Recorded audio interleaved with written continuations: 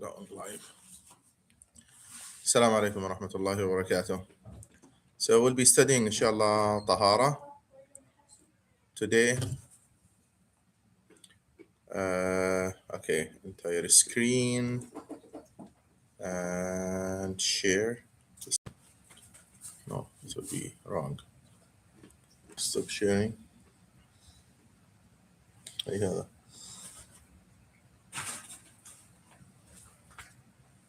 Google went at Google.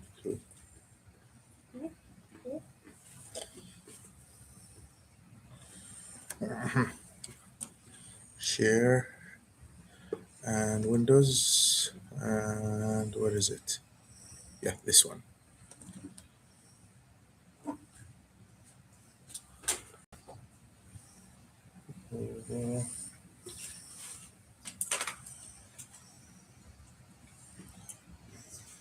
Sorry, just 1 second. Let us see this guy.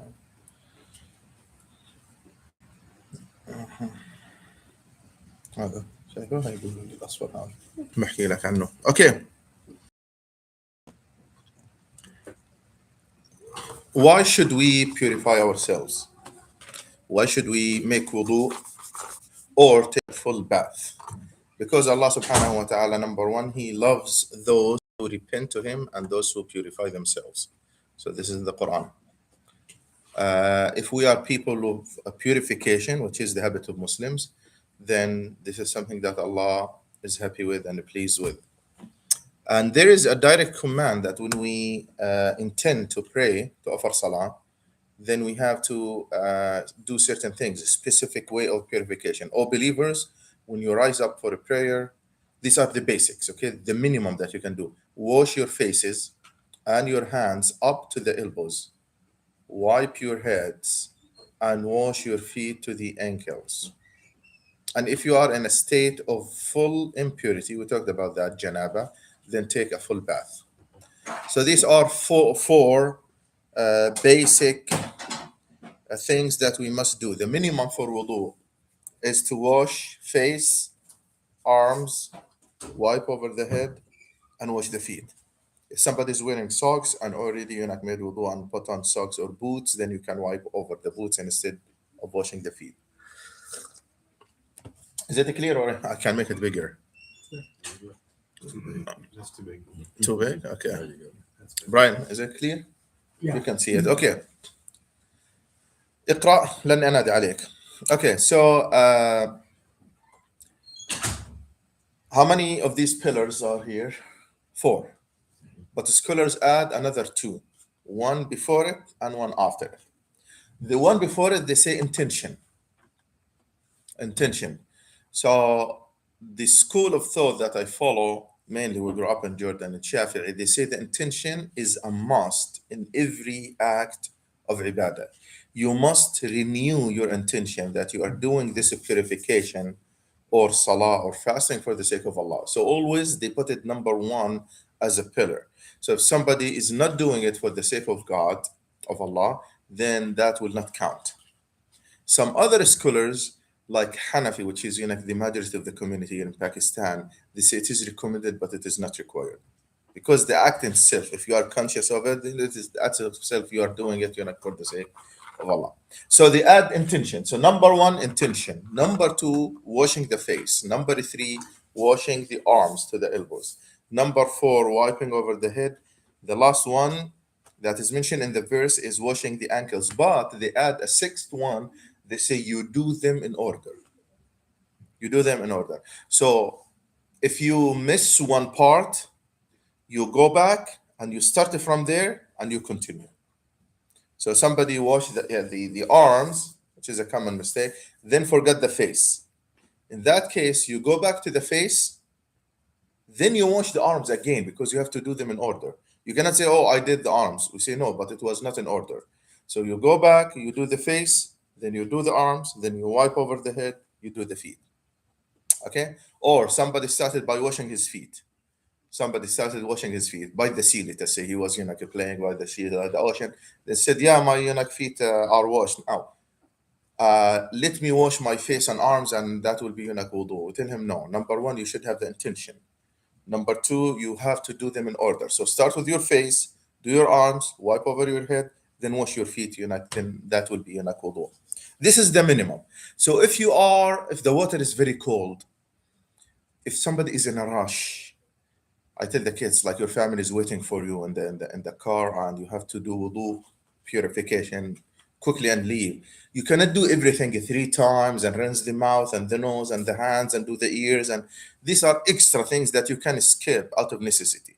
If you are at work in your condition, for example, and you quickly, in half a minute or less, you need to make wudu, just have the intention. You wash the face one time, you wash the arms one time, you wipe a little bit of water over your head, and you wash the feet, or if already you made wudu in the morning and wore your socks, just to wipe over them.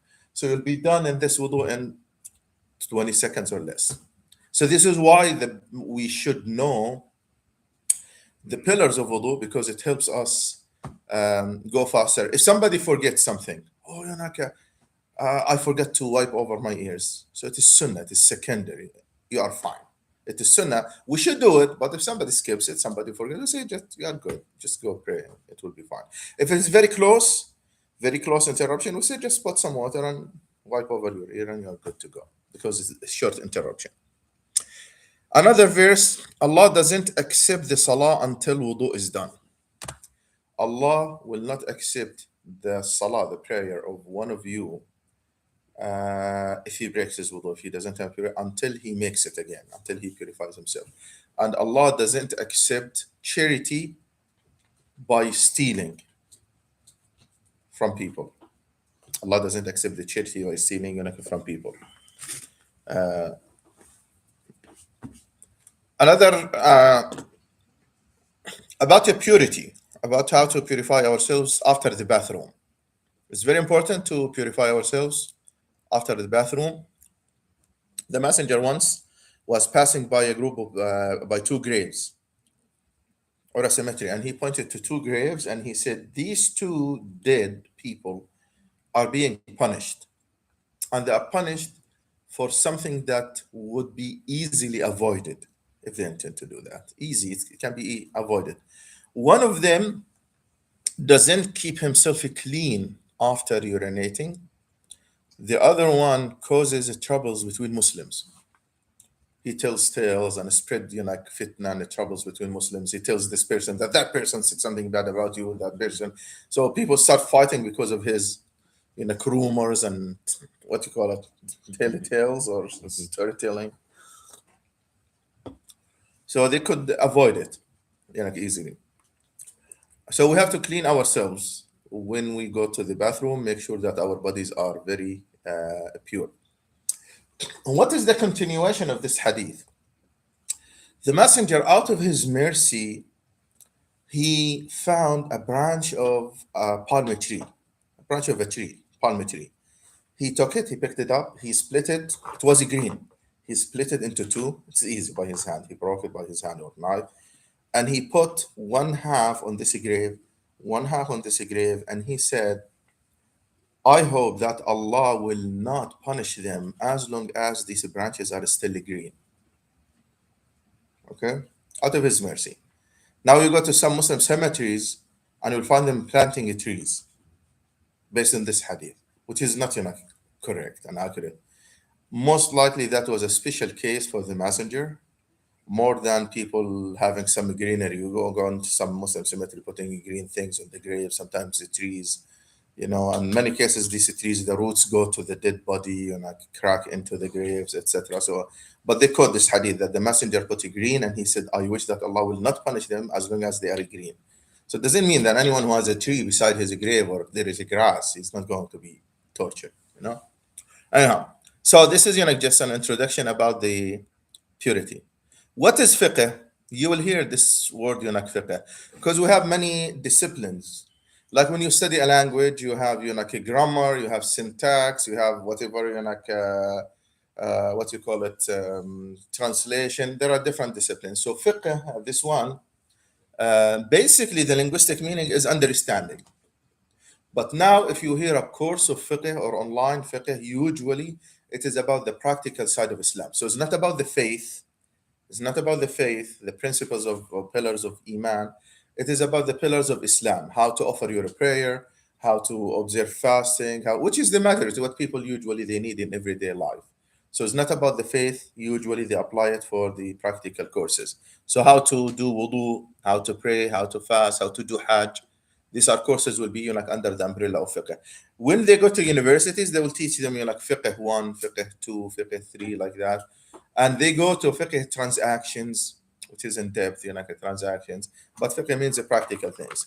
The faith, theology, we call it aqidah, theology, aqidah. Interpretation of the Quran, we call it tafsir. Tafsir, this is interpretation, exegesis of the Quran, explaining the Quran, tafsir. We have tazkiyah, purification of the soul, diseases of the hearts, not to envy others, not to have a grudge, not to get angry. That is tazkiyah. So there are different disciplines in Islam, and this is one of them, fiqh, practical thing. Okay.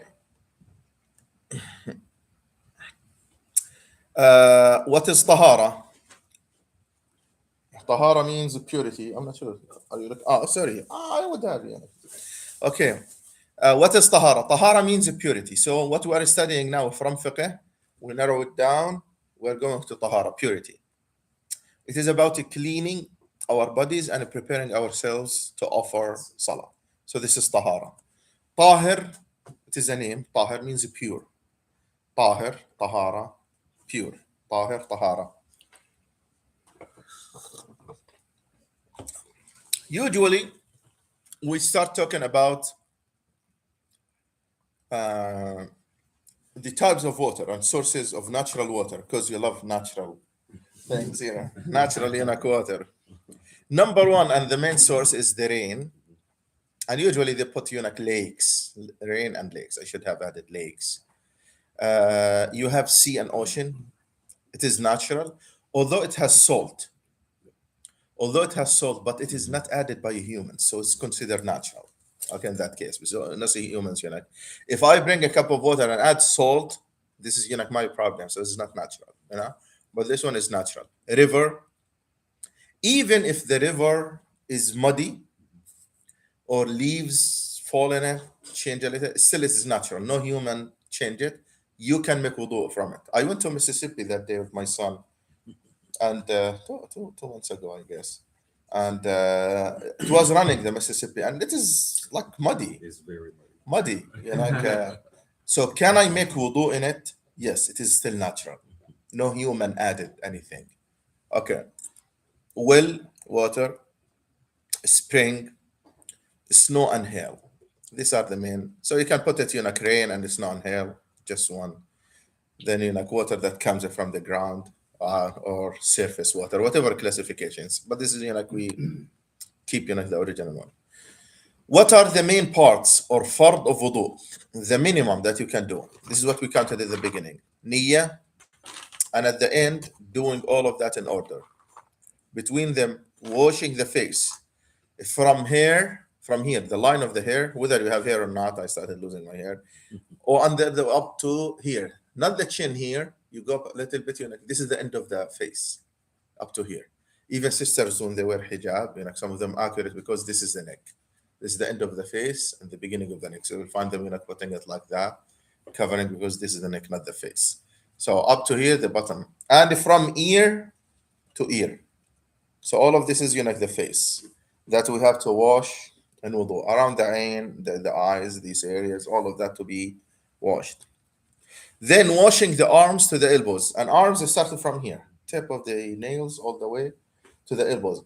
And to make sure that the elbows are included, you have to go a bit beyond it, right? And this is necessary because how to guarantee? You have to go a little bit more, to make sure that yes, I covered all of the elbow area. Wiping over the head, hair or skin, whether somebody lost his hair or something, and you make the hands wet, and you go like that. This is the best way. Go like that and like that. But the minimum, what is required here, 1/4. So you put a little bit on your hand and like that, 1/4 of the head, that would be fine. 1/4 of the head, the minimum. To complete sunnah, extra credit, more rewarding, etc. But somebody is in a rush, water is cold, just like a little bit, you go over it. If somebody ties very strong, sometimes African American they have tie and something on their head. In the old days they have the turban. In that case, it is allowed to wipe over it a little bit of the hair, then you continue over it, but not a cap easily moved. This one is not. It is mistaken. Some Muslims they say, "Oh, the messenger did. He used to tie up, and it is difficult to take off." That type thing, you have to undo it and all of that. So if you are wearing something very tight on your head, that requires time, is very tight, then it's fine. But if it is like a regular hat like mine, I remove it. It's easy removed and put back. Um, Washing the feet to the ankles. So the ankles are here. You see these bones. So you have to go around all of that to be covered, and you have to go a little bit up on the ankles. So make sure that everything is covered. You're supposed to get the heel also. Yeah, the heel also make sure that the heel here, this part, the heel is also covered. And there is a hadith that the messenger was traveling with Muslims and it was cold a bit, and some did not do it properly. So he said, "Woo to the heels from the hellfire, like protect your heels from the hellfire by performing like good, accurate wudu." Okay, so these are the minimum. We should not do wudu like this way.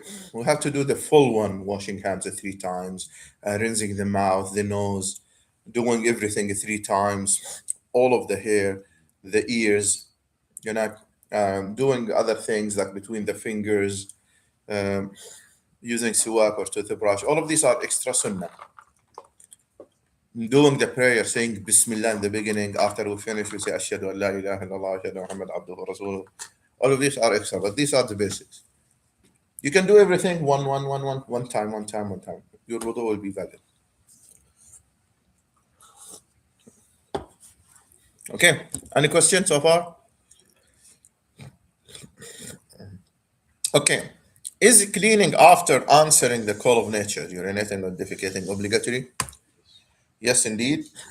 It is obligatory. Allah loves the purity and pure people who purify themselves. Salah will not be accepted without cleaning. When we're kids, and this is a problem with kids, especially in the morning prayer, going now to the bathroom and wash their hands. So maybe some of the kids just jumps out of the bed and Allahu Akbar, Allahu Akbar, praying Fajr. I say no.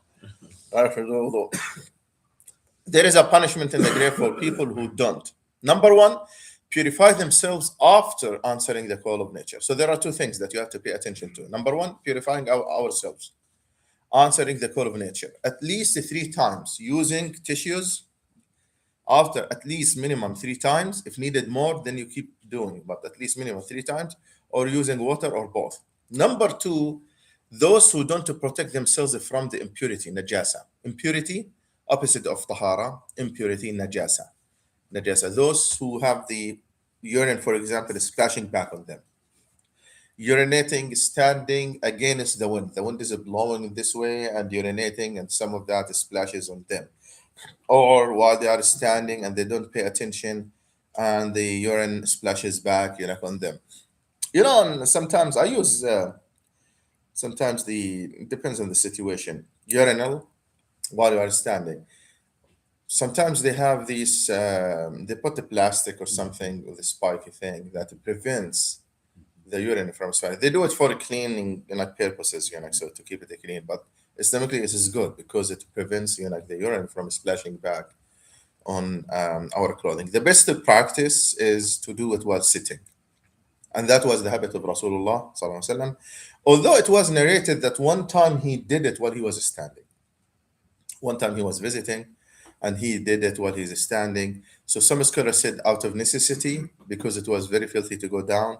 Others said, when you guarantee that there is no splash back, then you can do it while you're standing too, as long as nobody sees your aura, your private parts not exposed, etc. So 2 things you have to pay attention: how to protect yourself from this punishment in the grave. Number one, purifying ourselves after we finish the business. Number two, protect ourselves from the najasa and the splash or najasa coming back on our clothing or on ourselves. Sounds good?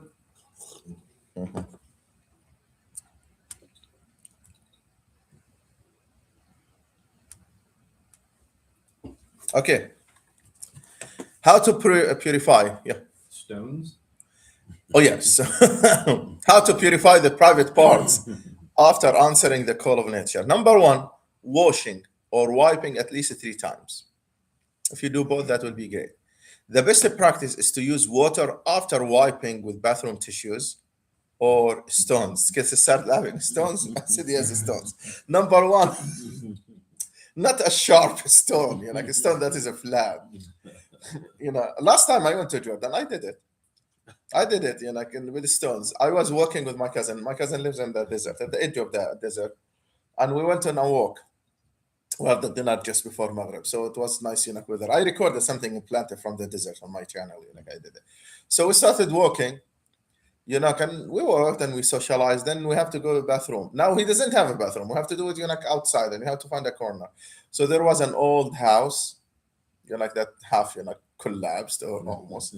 So I went to that area. I didn't search myself. I did not have napkin or tissue. So just I picked, 3 or 4 stones, clean ones, like that. Then you clean, yourself by them. Just you wipe as if they are, tissues. Make sure that if needed more, then you do more. Now, why should we do that? Because you might be stuck somewhere in a situation. An earthquake, for example, happens. Allah forbid, somebody stuck somewhere, right? Or Allah knows what will happen in the future because the water, became very, very problem, for many parts of the world. They don't have, and they want to conserve, water, etc. So it's good to know. The old ways was stones. One of the things that always sometimes when I remember the old days, they don't have bathrooms inside their houses. If they have something to urinate, not to defecate. In the old days, at the time of the messenger, what they do, they go outside. But man, it is a whole like town. Where to go? And what about women? And we know the conservative style with hijab and covering themselves. Women used to go at night. Like how to arrange made it, like a system, control their bowels, and go at night. And they would go in groups. Like you really go and sit each one, somewhere. And, I don't know. Like, this is very interesting in the old days. Definitely. Thank goodness for. Huh? Say thank goodness for baby wipes now. Yeah, subhanAllah. It's very. Do wipes, as they call them. Do lives. Mhm. Okay. What is the etiquette of the bathroom? If you are in, number one, make sure no splash or impurity reaches the body, clothing. So do it while you are sitting. The best practice is do it while you are sitting. Do not face the Qibla. This is the Qibla, direction of Qibla, right? So do it while you are sitting. Number two, don't face the Qibla. Where is it? Yeah, here. The Qibla in Salah, we face Qibla, right? You are facing Qibla now. So if there is no wall, on something in the wilderness, it's better not to give his front or back to Qibla out of respect, not to face or turn his back. Bathrooms, it's fine because we have walls. However, some scholars they say, this opinion got weaker and weaker. I remember when I was a child, they used to talk about it even behind walls, but that made it difficult. One time I entered a house in Jordan. Everything goes in this direction. When I went to the bathroom, the toilet goes this way. But he was practicing Muslim, he doesn't want to face the Qibla. And that made, the space was not utilized in the right way. And now his son, took over the house and he removed it this way east and, okay. Not to urinate or defecate in stagnant water. The shower is fine because the water is running. Dislike to urinate in water in general. Even shower, try to avoid it. But nowadays, I guess all of the water goes to sewer, so it will be fine. Or under a tree that carries fruit, or in the road, or in the shade, or holes. So any place that is dangerous, like holes, you don't know what a snake or what a scorpion or whatever is in it, or any place that people use their road, Very terrible. Like in a park and you come under a nice tree.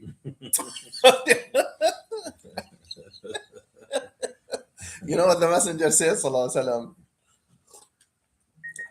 He said, "Don't be the cursed one." And they said, "Who is the cursed one?" He said, "The one who defecates in the areas of people." People they start cursing, like the one who has done it here. Okay, in the bathroom, should not talk or socialize or eat or drink while sitting doing it. So unless if it is extremely necessary, I told the kids, like if your parents are looking for you and everybody in the house, where is so and so? Where is so and so? You can say knock at the door or say I'm here. This is necessary. Or somebody calls and you are waiting for the call. You say like okay, can I call you back? So out of necessity it will be fine.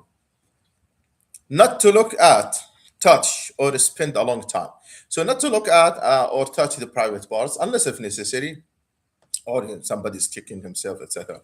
Or spend a long time, or carry anything that has the name of Allah on it, or Quran.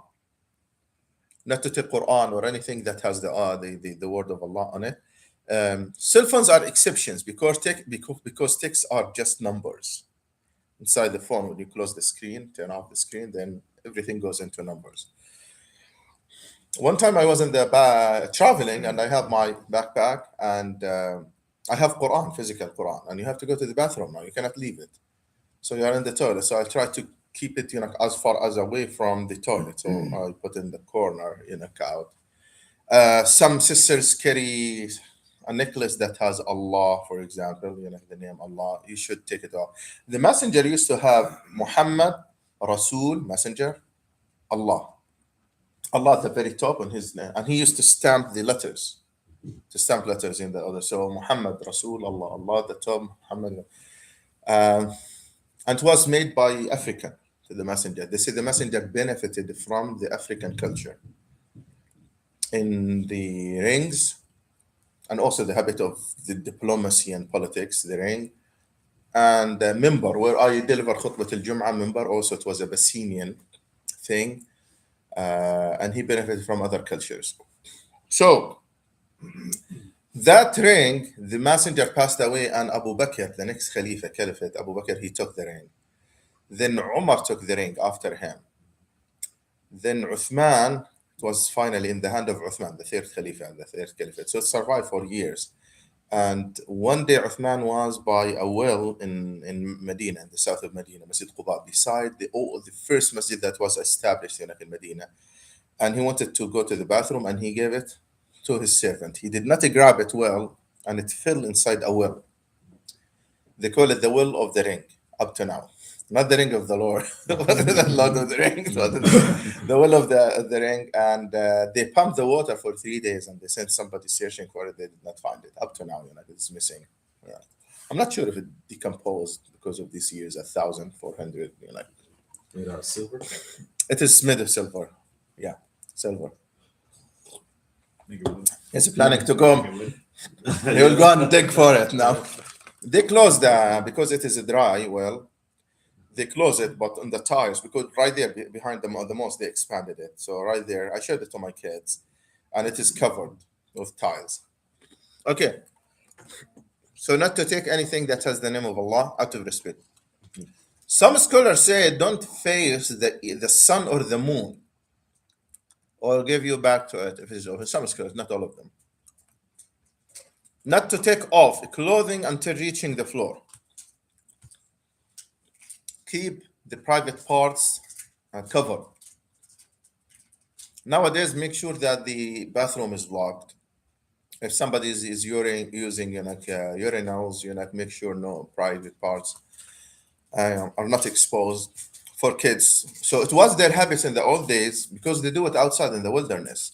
To be on the safe side, they don't pull their pants down until they get closer to the ground. So not while they're standing, they pull it down. No, they go down, then pull it down. To avoid the direction of wind. Why? To avoid the direction of wind. blow back on you. So the urine will not splash back or pull back, when you blow back on you. How to know the direction of wind? Easy way, grab some dirt, soft dirt, or some grass, wait until the wind blows, then throw it. So the wind will show you, where it goes. So do it with the wind blow, not against it. Enter with your left foot and recite the dua, and leave with the right foot and recite the dua. So when you enter the bathroom, because it is not a good thing, you enter with your left foot. لا matter. And when you leave with your right foot. In the bathroom, I don't know why did I skip it. Use your left hand to wash and clean. We use left hand for bathroom business. For eating, we use the right. So the right always has more honor in Islam, the right hand. Do they use it in English? He is his right hand, right? A person is the right hand of the king. A person, you use it in English, right? Right hand means, there is more honor in the right. So we keep it for food, drinking. I don't know, Americans, many of them, yeah, I see them, using the left to drink. We should use right. It's natural for Ah. me to use my left. I'm I know. I'm left-handed, so Oh, you are left-handed. I have to You'll be really fine. You'll be focus on fine. using my right. Mm.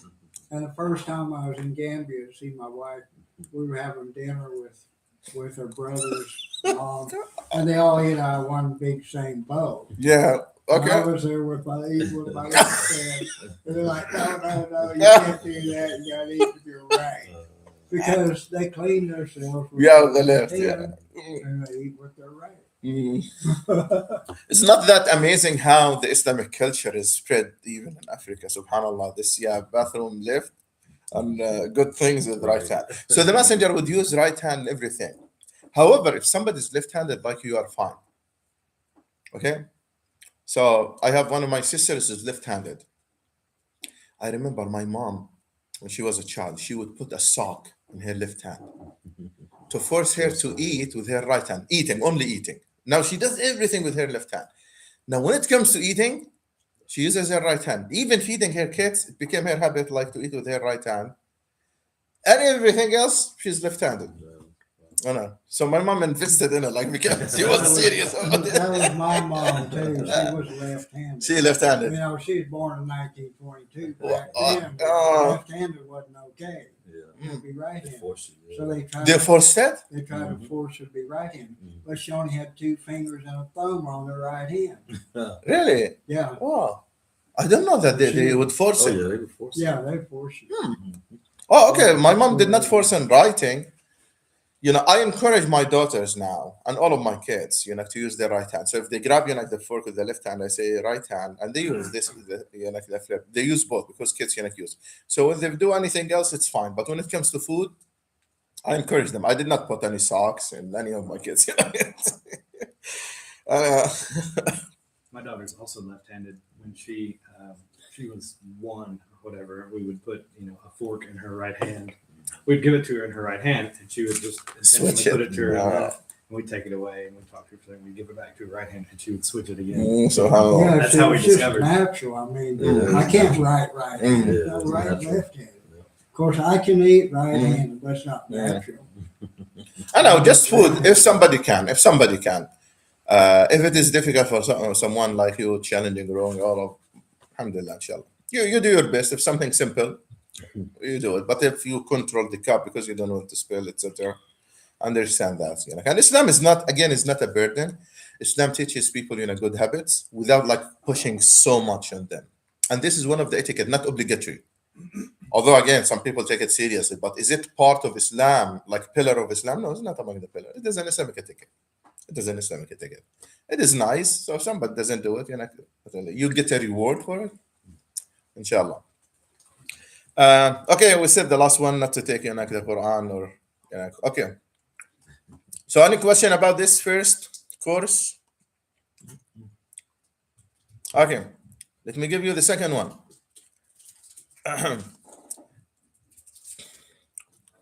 A little bit harder. Level 2.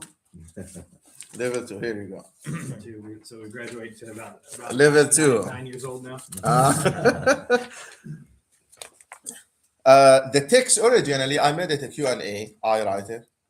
I wrote it. Then for this course that I'm giving to the kids in the week, the program, then I use AI to generate the pictures and blue handwriting, to make it more attractive for kids.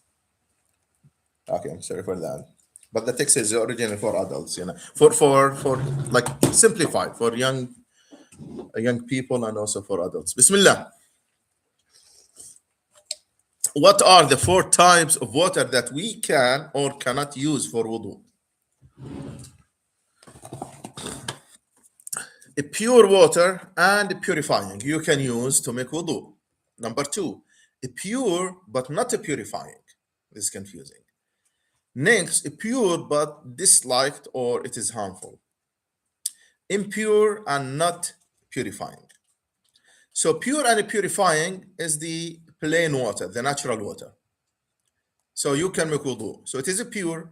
Allah created it, and you can make wudu with it. So it is a purifying. Even if it is like Mississippi, it is running with dirt and muddy, or has leaves or algae. Sometimes lakes that have a lot of algae. Still, it is natural. Can you make wudu with? Yes. Can you take a bath with? Yes.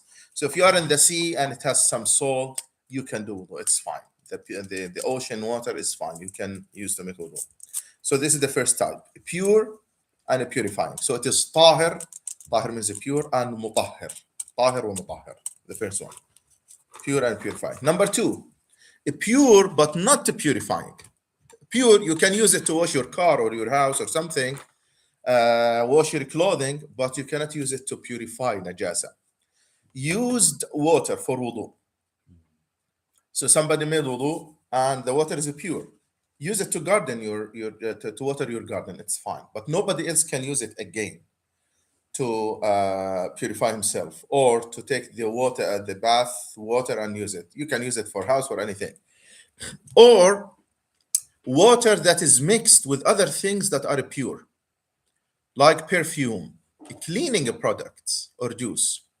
So water in the laundry water, because you add chemical detergent, it is a pure. You use it for your clothing, but can you make wudu with it? No, you cannot make wudu with it. So it is a pure water. You can use it for any purpose, but not to purify. Sounds good? Not confusing, right? More water. More water. The tea. The end of it before I. Allahu Akbar. Allahu Akbar.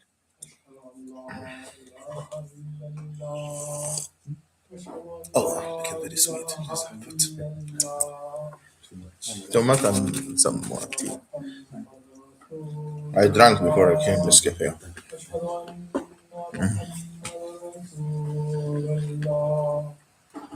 حي على الصلاة حي على الصلاة حي على الفلاح حي على الفلاح الله أكبر الله أكبر لا إله إلا الله. لا هم. Question for you.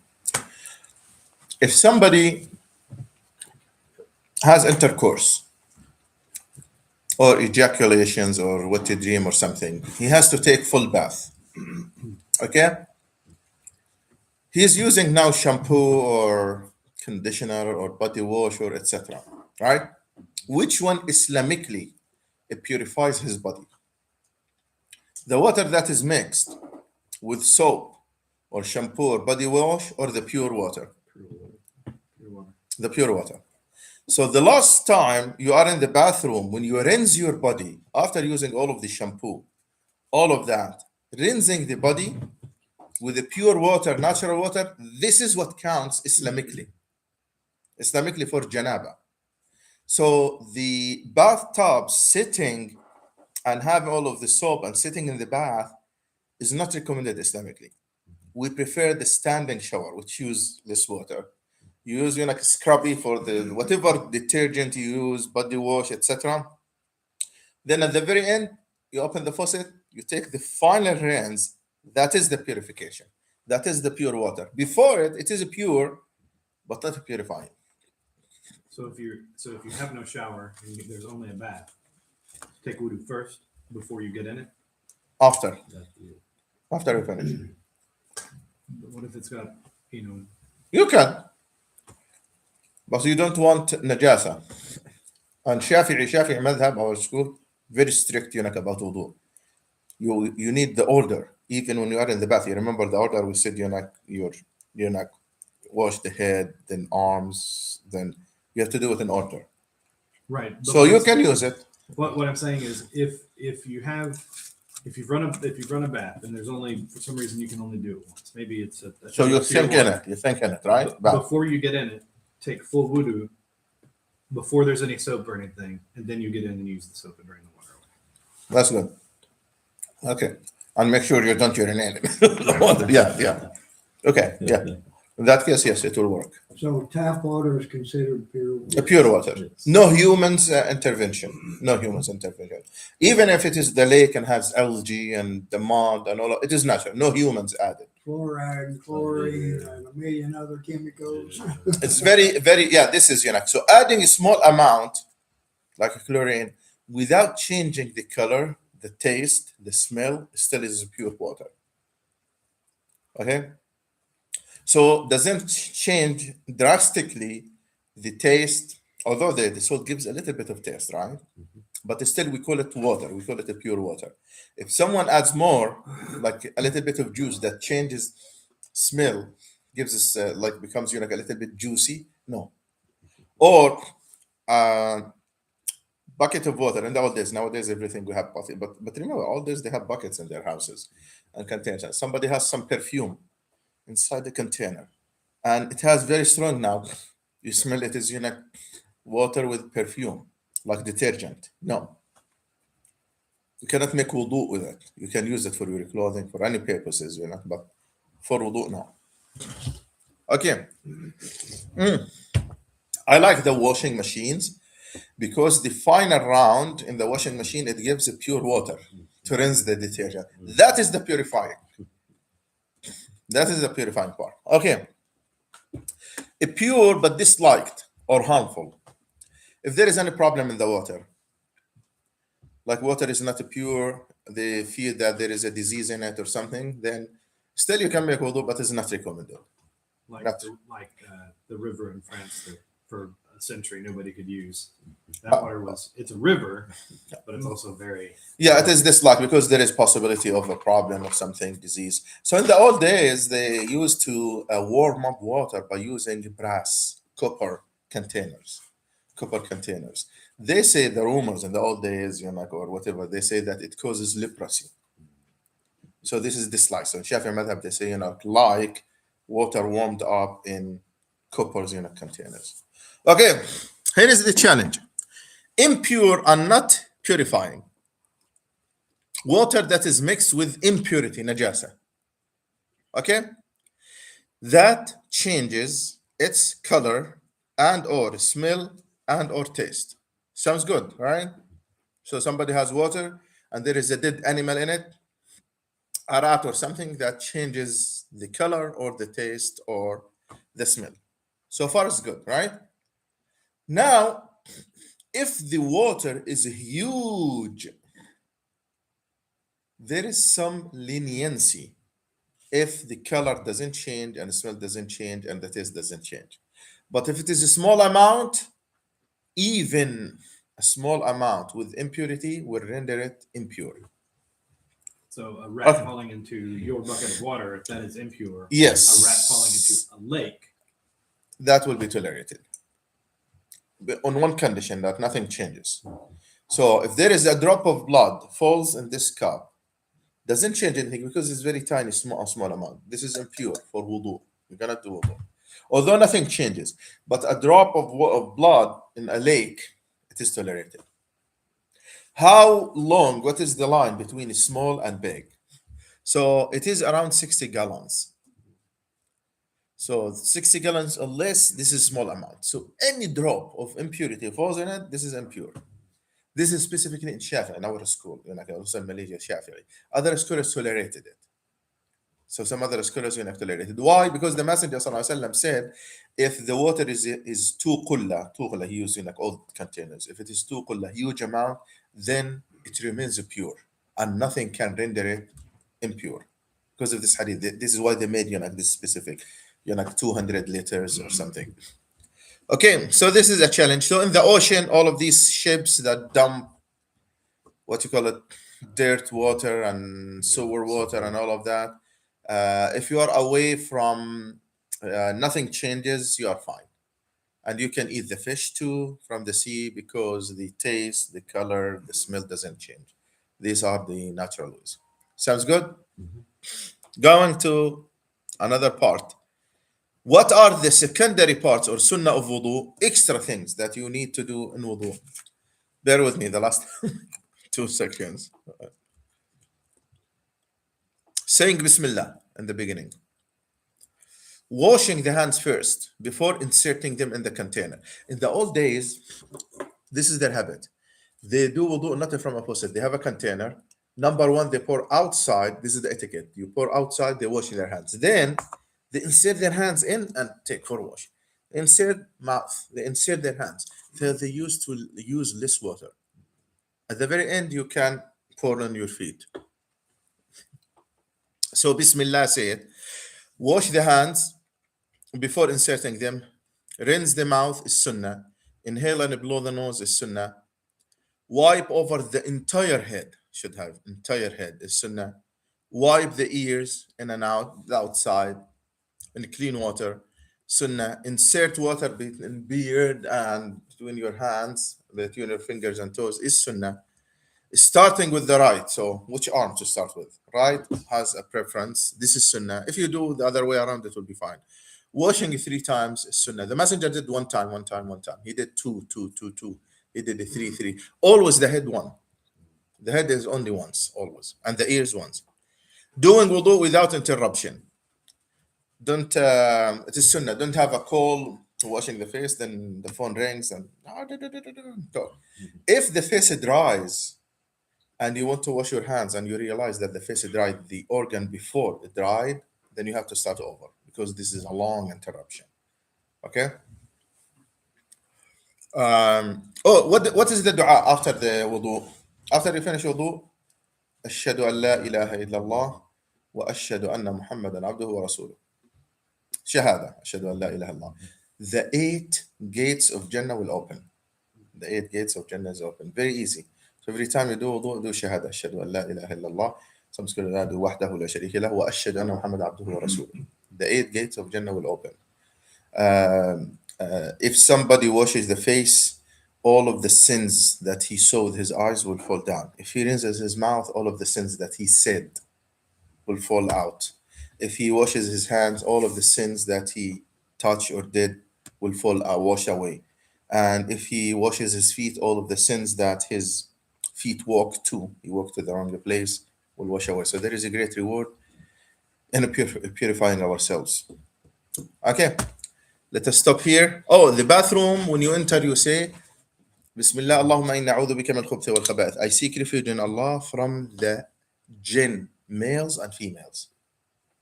When you leave, you say, Ghufranak, oh Allah, forgive me. So when you enter the bathroom, oh Allah, protect me from jinn, males and females.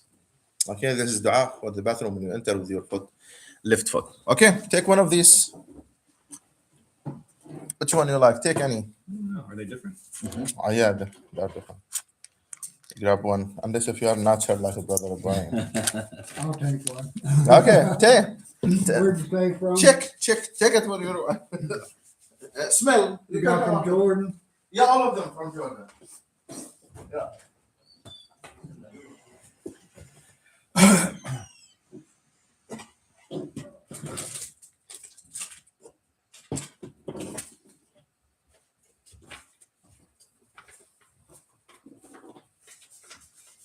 I like the way they smell. They're not bad. You don't have to. I like them. You don't have to put them on you. Just if you have them around and you just occasionally. I like if you keep it in your car. Just, I don't want to breathe a bunch of chemicals in. If it was chemicals and stuff, I wouldn't do it. Oh no, it's I gonna don't be know. it's gonna be just like essential oils and things like that. It's very Allahu natural. Akbar, Allahu Akbar, Allahu Akbar, Allahu He would Akbar. have had. أشهد أن لا إله إلا الله أشهد أن لا إله إلا الله أشهد أن محمد رسول الله أشهد أن محمد رسول الله حي على الصلاة حي على الصلاة حي على الفلاح حي على الفلاح قد قامت الصلاة قد قامت الصلاة الله أكبر الله أكبر لا إله إلا الله الله أكبر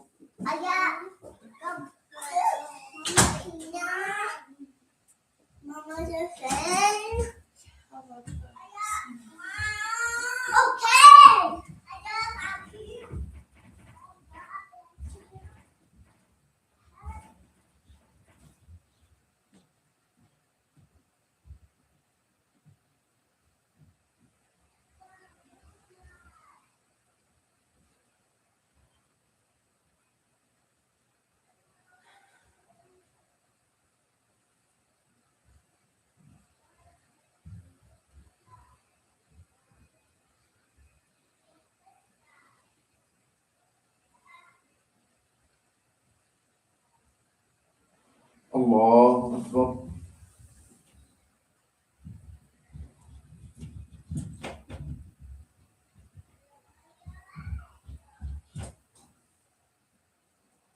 سمع الله لمن حمده الله أكبر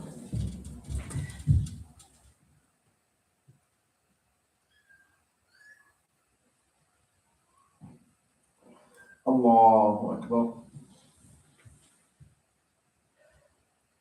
الله أكبر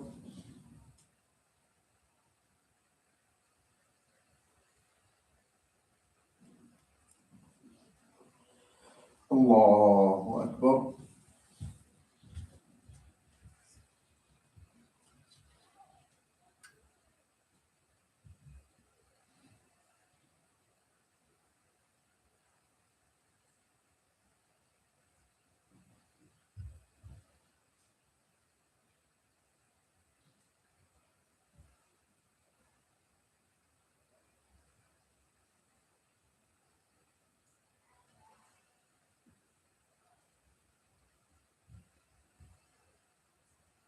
الله أكبر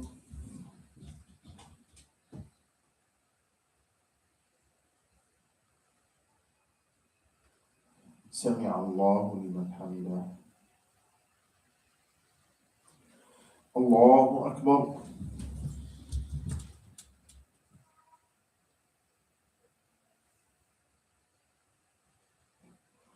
الله أكبر الله أكبر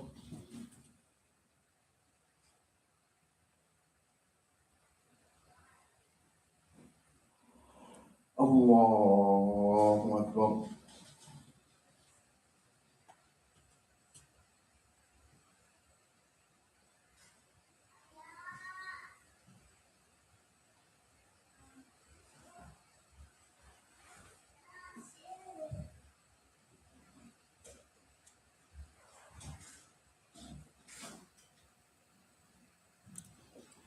الله أكبر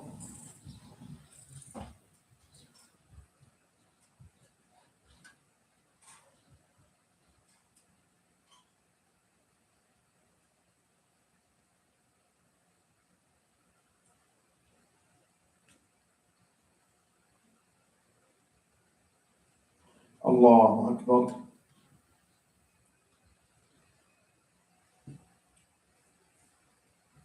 سمع الله لمن حمده الله أكبر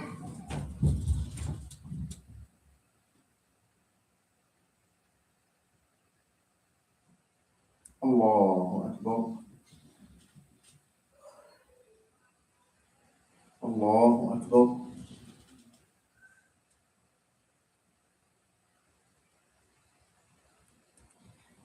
الله أكبر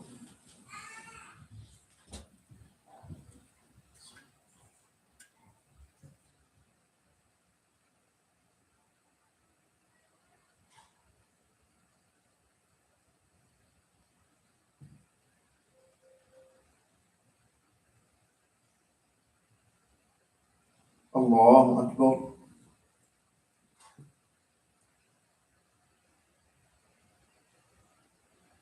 سمع الله لمن حمده Allahu Akbar.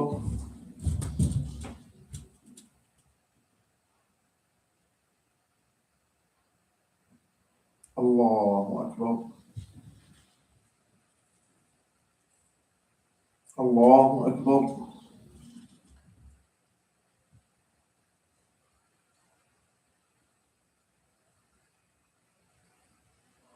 Allahu Akbar.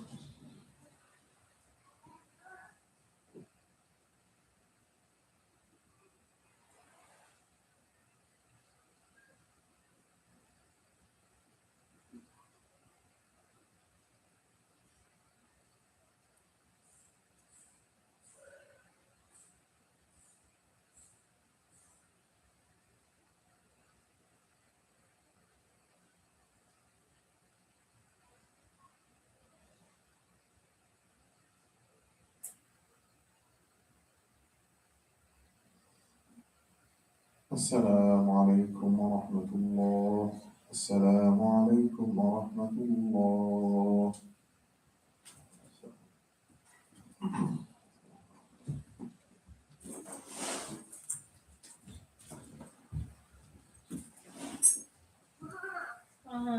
What's this? Mom, what's that, Mom? Mom, what's this?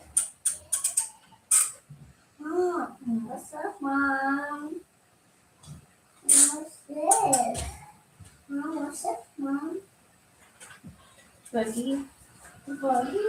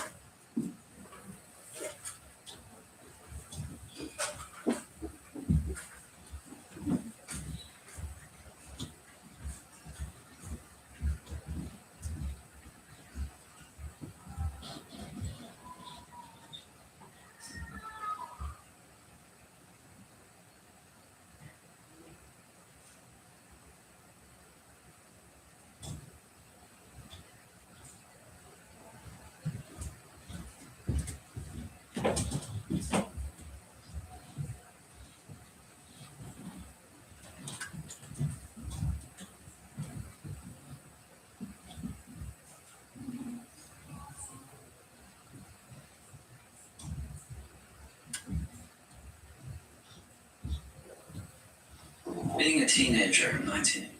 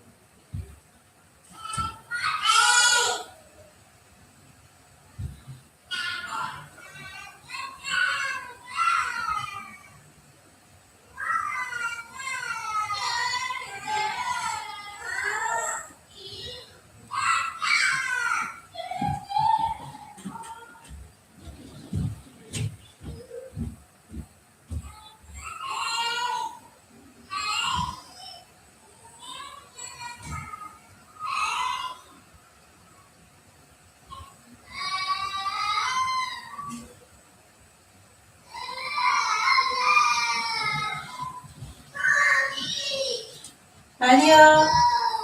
Alia? When Alia?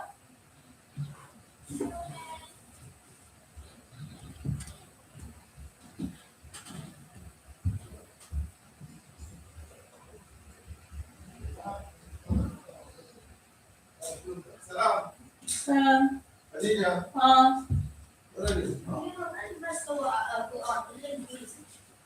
ورا هي على In the back room, okay. So you attend the salah here. Okay.